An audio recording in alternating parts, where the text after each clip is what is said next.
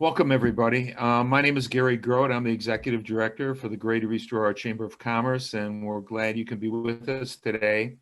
Our guest today is Dan Garvey, Innkeeper at the Roycroft Inn. Dan, thank you very much for being with us. We really appreciate it.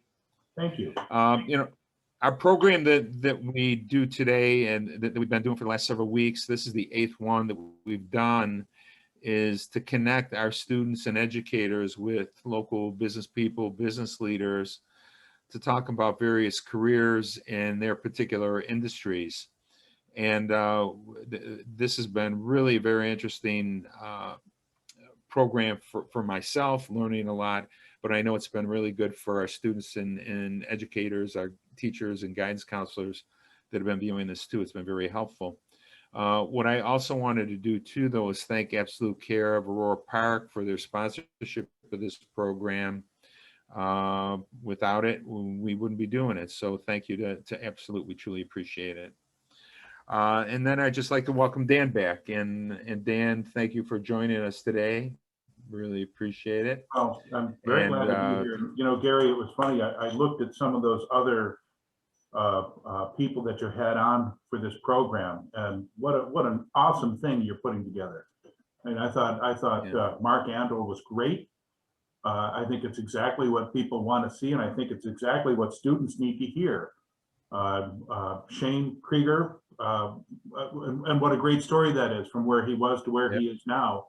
You know, I feel along the same path. I've found a great deal of success in this industry thanks to the din of hard work and education. So this is a great thing for the students and anyone interested in looking at a real, honest to goodness, successful career. Right. All right. We've got a lot of great people in the community, a lot of great business leaders and community people. And as you said, the points that you brought up, those individuals did a really great job. So that's why we have you here today. So, and I guess, why don't we start, Dan, with your background in the hospitality industry, how you started, and maybe along the way in your discussion, if you can kind of say what the hospitality industry is, kind of define that a little bit. Yeah, well, I'll be happy to do that. And the industry has changed over the course of my career. You know, to look at the scope of the hospitality industry, I mean, my goodness, it's so much further reaching than people think of. They think of just restaurants, and it's not. It's hotels, it's chambers of commerce, it's tourism companies and tour guides and museums and places where people gather to enjoy the finer things in life. I guess I would define it as something that broadly scoped. I found my way, like many people, and certainly many people my age, unfortunately, accidentally. I wish to goodness I had used education as something to advance me, and it would have been a huge help. In fact, it's funny, I just hired someone who's going to be a supervisor here, and they started at a much higher rate, at a much higher level, and much deeper sense of responsibility, simply because he has, excuse me, a very full education in hospitality. He's got a degree from Buffalo State. He's worked with many professors with whom I've worked, and he ended up on the other side of that 10 years ahead. You know, I know people say the school of hard knocks, which, I mean, there it is. It's one way to go, but it's a tough way to go because, you know, no matter what you're doing, it's going to be the school of hard knocks. You're going to have to learn, and any profession learns like that. You know, you don't just graduate from law school and say, I'm a lawyer or I'm a doctor. You need to do a residency. You need to focus on the career and get into it. But on the other hand, they have the tools and the skills to do that. So that's what schools are for. You know, Dan, I think that's a really, really good point in terms of, and I think we've heard that from some of our other presenters that you mentioned there, and that's why we call it the different pathways to careers. Is like you said, I'll use the term school of hard knocks, coming up through a job, learning step by step, and graduating into into a more advanced position, or having the assistance of educational program to help advance you a little quicker, to give you a better overview of what career you're getting into, Right. and then jumping off into a job Well, from that point. But I think it, it, those are really good points to bring up. and I will say too that, you know, education, one, is never wasted. And two, what this does, and my suggestion for anyone out there that's interested in this, we'll get back into what the hospitality industry can offer you.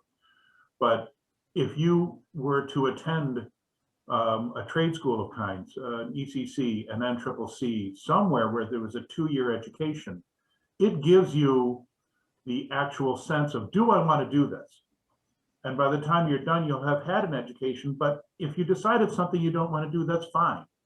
But you're not putting in, you know, 8 years of med school to say, oh, I don't want to be a doctor, and hundreds of thousands of dollars. This is a good opportunity to get into these schools, learn what you want to learn, and then if you really like it, finish up at a 4-year degree at Niagara University or Cornell, and then you can advance yourself to the platitudes. There's nothing to stop you.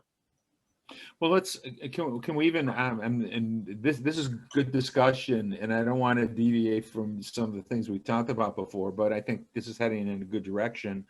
That also, even prior to college, I mean, in high school, with BOCES, the Ormsey Educational Center, and the programs that they have there, the culinary program, that's a great place to start. Great stuff. Absolutely. And we love getting the interns here. I love seeing someone come in and they're bright and they're energetic and they want to learn, and they're incredibly helpful to us. We're looking for people at the Roycroft. For anyone out there that wants a job, come and see me. We are really trying to find people that are interested in getting some work, summer work or otherwise.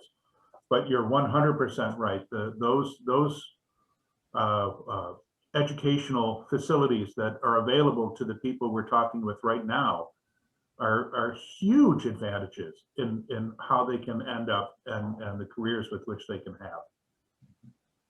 Okay, well, why don't we get back a little bit to, you know, maybe what hospitality, maybe a little bit more on what the hospitality industry is. I mean, you kind of defined a little bit of that already, and then just a little bit of your experience to how you got to your point in your career.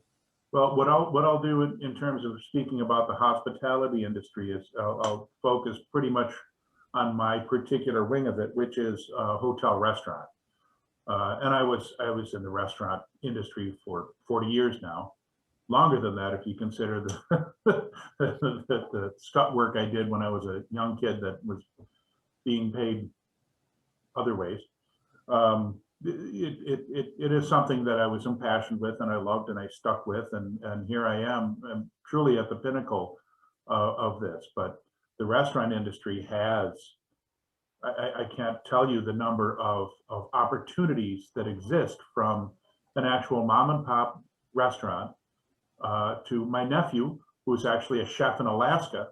So he goes from Alaska to cruise ships to ski country with this company that sends him to these great places. And he sent me a picture of a salmon that he just caught this big the other day, because he's living the life.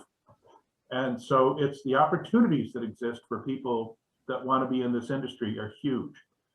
And it's something that they can pursue faster through an education, but also through the existing opportunities that they have in internships right now.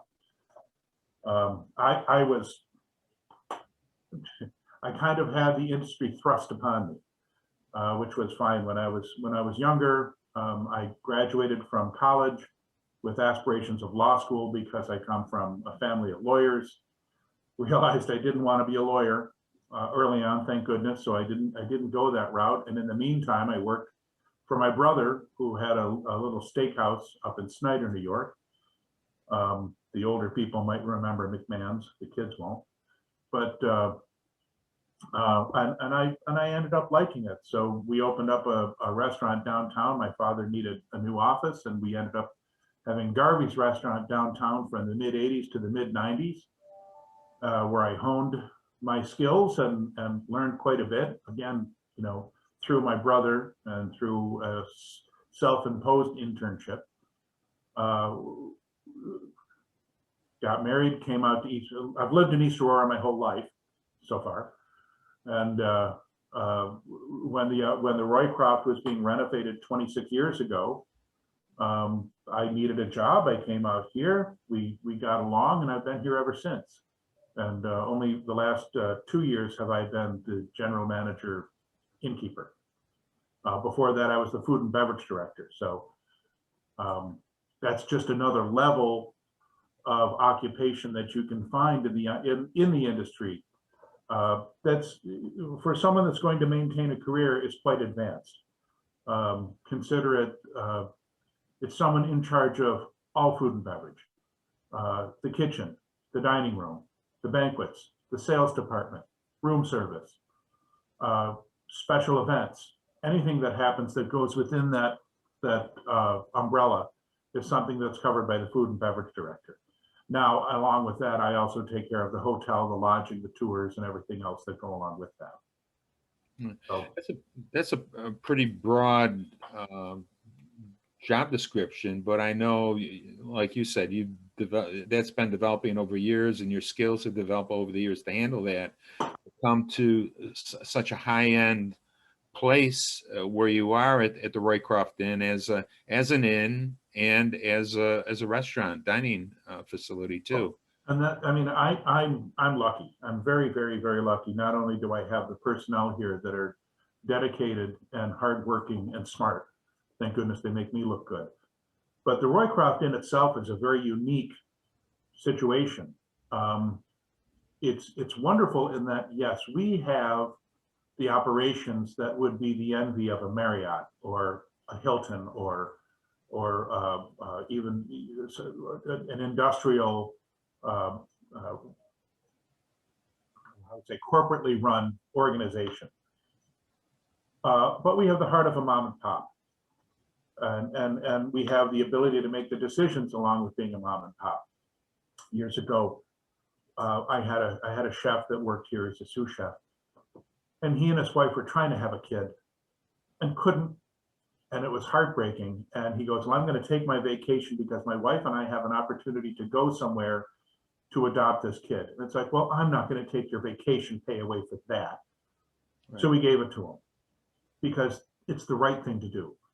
And we had the ability to do that because of who we are at the Roycroft Inn. It was a great thing to be able to do and not have to kick a guy because he was going to use the time. And you won't find that in a corporately run structure. So from that end of it, I couldn't have ended up in a better place. We're lucky as can be here at the Roycroft, and we're able to show that.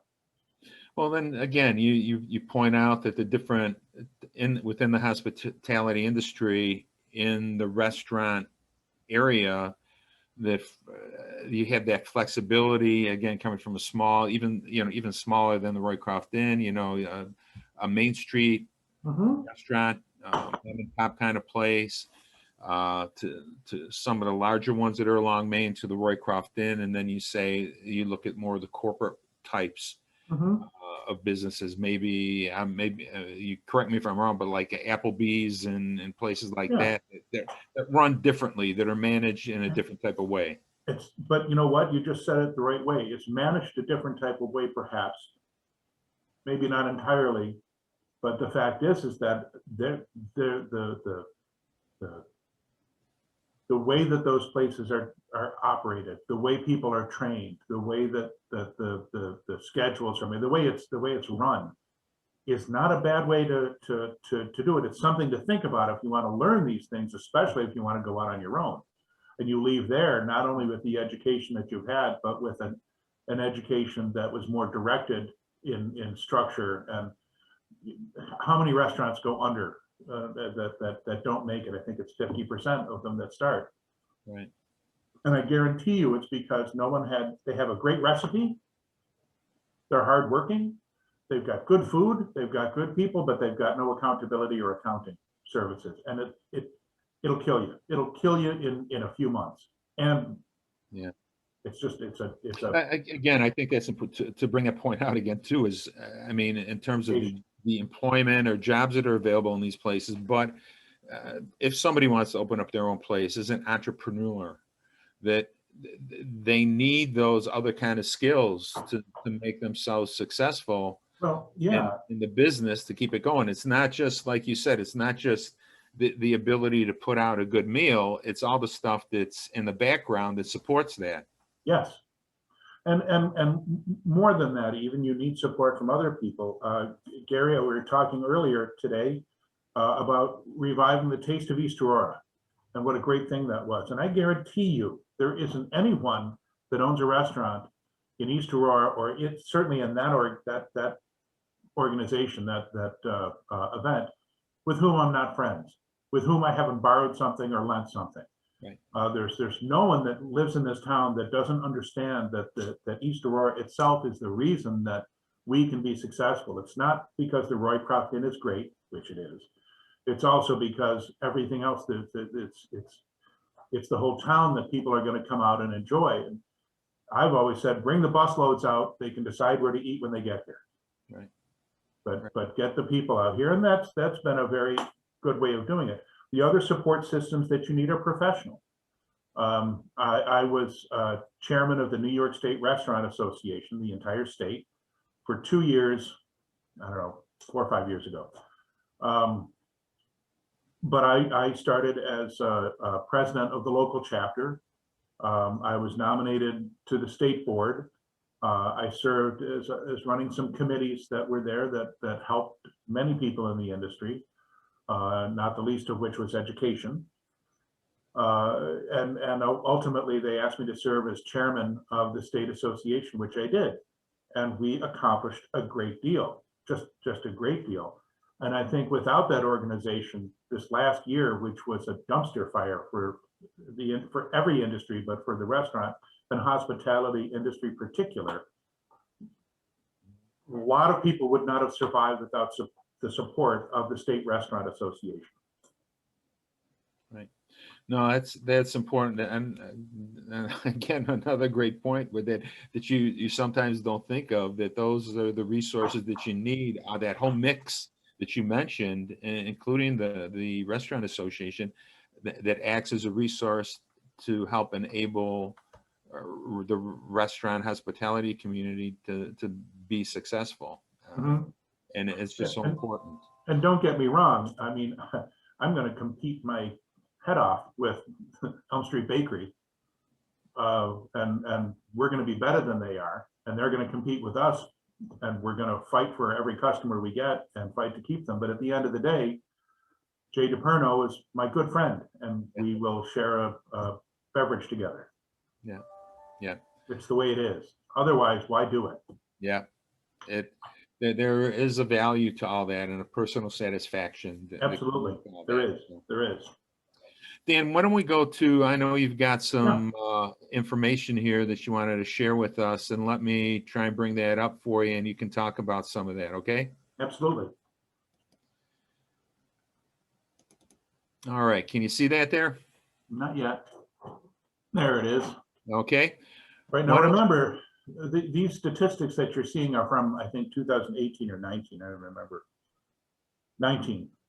Last year, I think, is a wash. Just everyone is going to blip over that. Everyone's getting married this year now, and everyone is going to go traveling this year now, and it's just 2020 is in the past now. But these are fairly accurate numbers that we're hoping to get back to, and we will get back to, but it shows the power of the restaurant industry, just the restaurant industry and that part of the hospitality industry in New York State. Over 50,000 restaurants and establishments in New York State. 50,000, that's huge. A lot of them are in New York City, but what a great renaissance that Buffalo and Western New York has realized over the last few years. It goes right along with the Buffalo Bills. We've got a lot of quality, positive things going on, and restaurants are one of them. And we've got some great ones. Look at the money that's coming in. Over $51 billion. That's $1 billion in revenue and sales. Do you know what the tax base is for that for New York State? It's huge. It absolutely blows my mind that this particular industry, this is just restaurants. This isn't hotels. This isn't cab drivers. This isn't bus tours. This is just restaurants. Is over $51 billion. That's a lot of money that you can grab after. And with that, you got to run it. So, you know, almost 1 million people there that work in the industry, from dishwashers to executive chefs to innkeepers. It's you know, I think it's interesting, Dan, to see that number represents 9% of employment within the state of New York. It's the second largest employer in New York State. You know what the largest employer in New York State is? The government. The government. Very good. That's absolutely true. No, so for all intents and purposes, we are the largest employer in New York State, and that's pretty huge. We have a great team of people in Albany that lobby for us and fight for us and try and get us the things we're deserving of, and it's very powerful to have that many people behind you. So it's nice to have that as a unifying force. Yeah.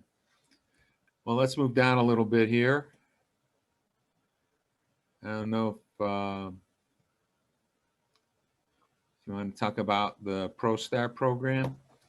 Yeah, well, I don't know. I know that Ormsby was in it. I don't think they are anymore, but it's something that you can look at. And regardless, what Ormsby does is exceptional in their career-oriented teachings. ProStart is just it's a methodology. It's a program that I brought to the New York State Restaurant Association from the National Restaurant Association. Actually, I didn't know, I was just part of it, but we really upped the game with ProStart. And what it does is it prepares people to get into this industry by giving them the tools and the facts, so they know exactly what they're doing and what they're getting into before they leap. They can look. And it touches on every aspect of the industry. So, I mean, if you can see up at the top, that's the pretty good salaries out there.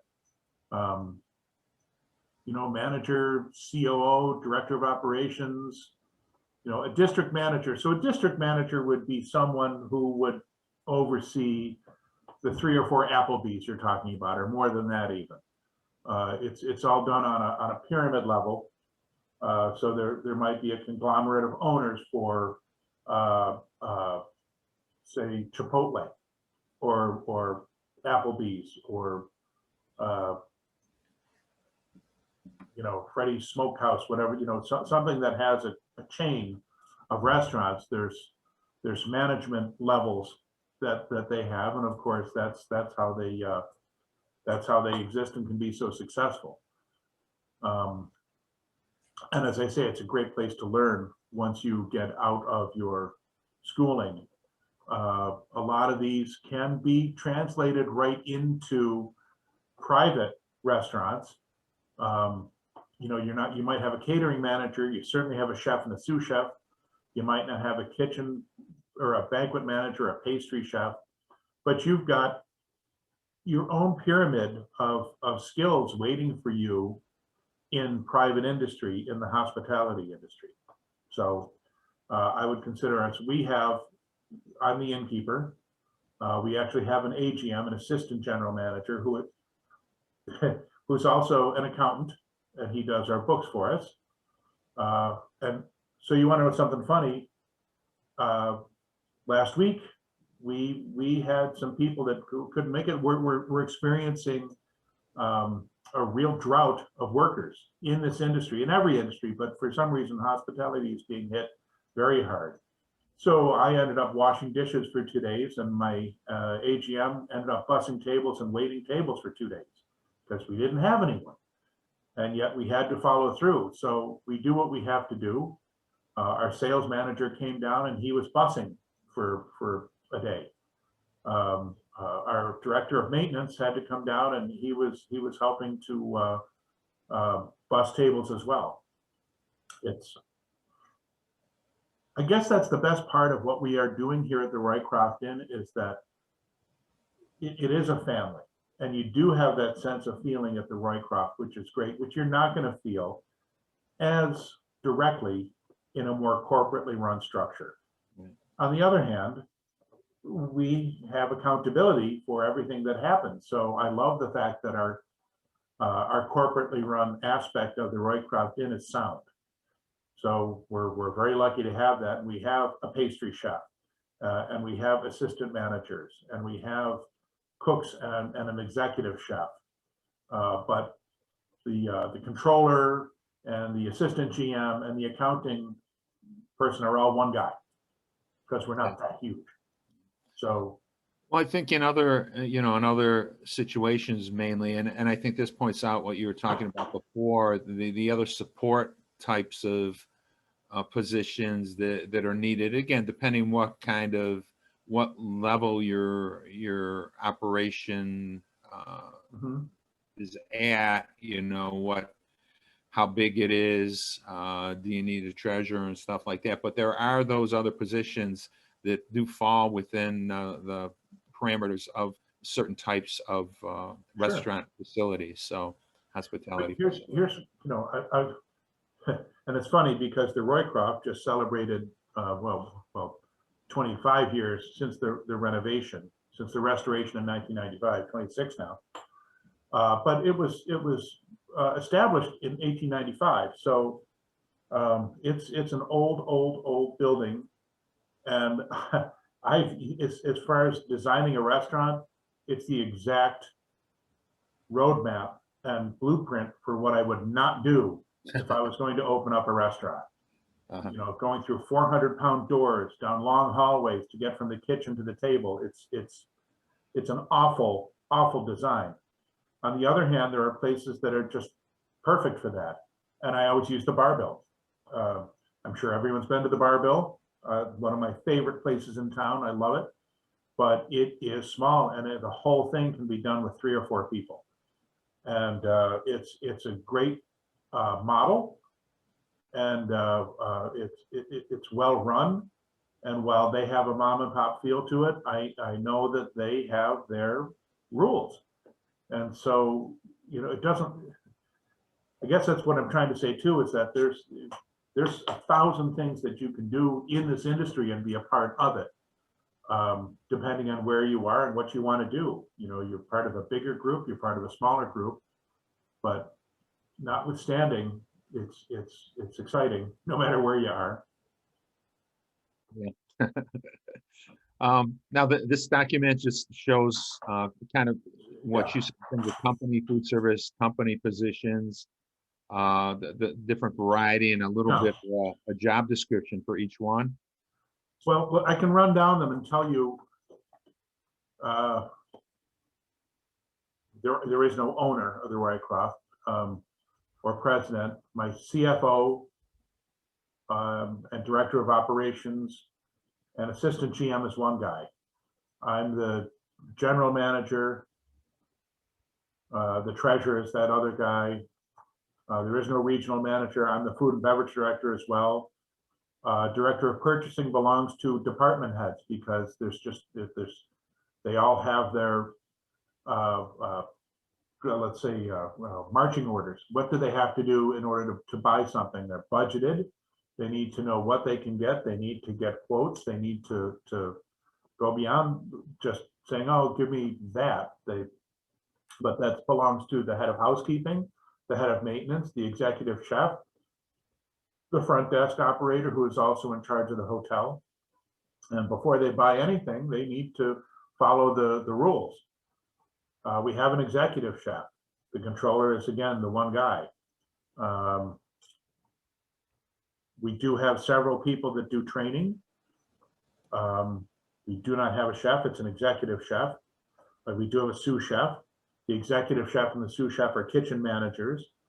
The banquet manager is another sous chef who's in charge of the kitchen. And I have a floor manager who is in charge of the restaurant and catering and banquets and events. I have an event person who puts together all of the beer dinners and live music and special dinners and Taste of East Aurora and all the things that exist outside of the purview of what we do in a normal day inside. So cooks, waitresses, you know, there's something for everyone, put it that way. There's not one aspect of this industry that isn't open to someone with a passion. Right, right. And plus, like you said, and I know we're not going to address this in detail, but the other types of businesses that fall under the hospitality umbrella is just also very, very broad. So that you know, Well, there's great yeah. opportunities. Look at the Roycroft campus itself, and a lot of people don't know this, but I operate the Roycroft Inn. So under my responsibility is the Roycroft Inn, the special guest house, the chapel, which used to be Town Hall, you know, the chapel right at the corner of South Grove and Main, and across the street from that on South Grove is Gateway Park. The rest of the campus is run by a company called Roycroft Campus Corporation. They do more educational and tourism things. They oversee the museum, the print shop, the powerhouse, which has meeting space in it, and they do tours. So you want to talk about the ability to see this one place touch upon several different opportunities in the industry. The Roycroft is it. Right, right.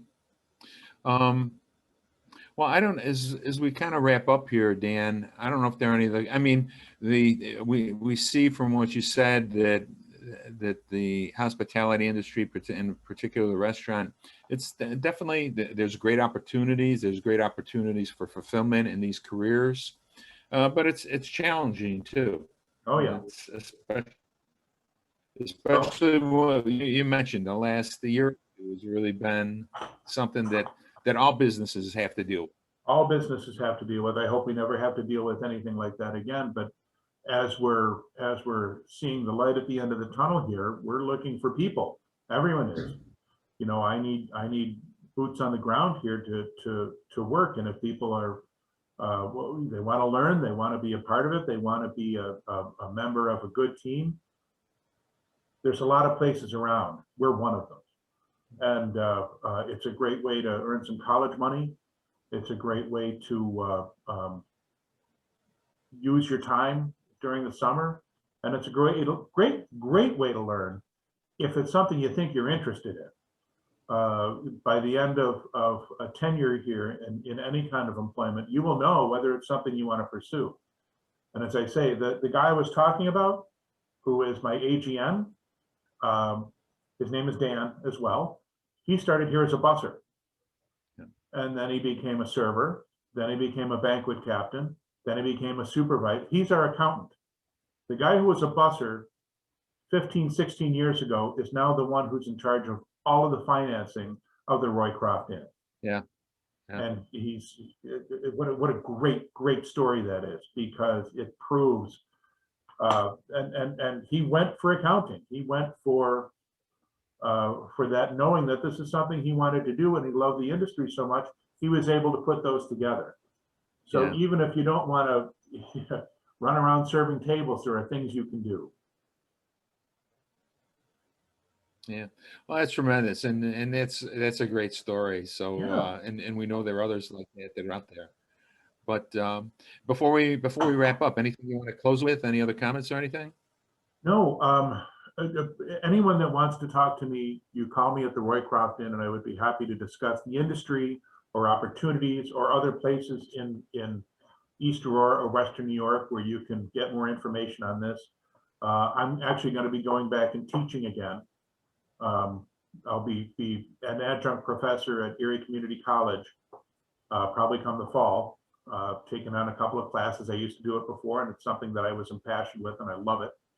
But by all means, anyone that wants to call me, I'm sure you can get a hold of Gary, and he can get my contact information. But you're certainly welcome to call me at the Roycroft Inn. Okay, well, Dan, thank you very much for the presentation today. It was very informative and very interesting, and we really appreciate the expertise that you lent to the presentation. Well, thank you to you, Gary, and to your team, and to Absolute Care. And I just, this is a great thing you're doing. So I'm pleased to be a part of it. Okay, well, thanks a lot, Dan. And with that too, I also want to thank again Absolute Care for their support of this. And I also wanted to mention that our next presentation, our which one is that? The ninth presentation will be Wednesday, May 12th at 10 a.m. And we'll have Dave Newell, who is the president and CEO of Lopter Inc. And Dave will be talking about careers in information technology and internet security. So if you're interested in that, we hope you'll join us. But again, Dan, thank you very much. And thank you all for joining us today. We truly appreciate it. And we'll see you next time. Thank you.